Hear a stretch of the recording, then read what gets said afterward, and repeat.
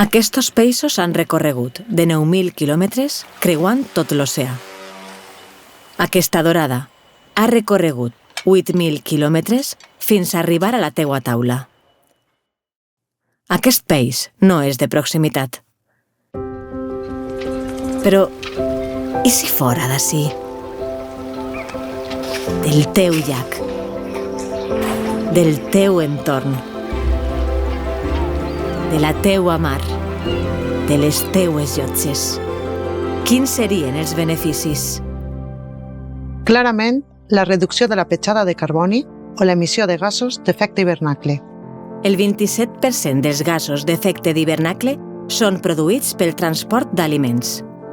No és el mateix consumir peix que ha recorregut 12.000 quilòmetres, que ha travessat l'Atlàntic, que consumir peix de la nostra mar, peix de les nostres llotges pescat per la nostra gent.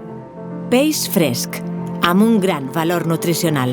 A més, es compleix la normativa de seguretat alimentària i traçabilitat del producte. De fet, nosaltres etiquetem el nostre peix amb la data de captura i el port de desembarcament. Nosaltres ho garantim, altres potser no. Mira l'etiqueta. Consumís d'ací.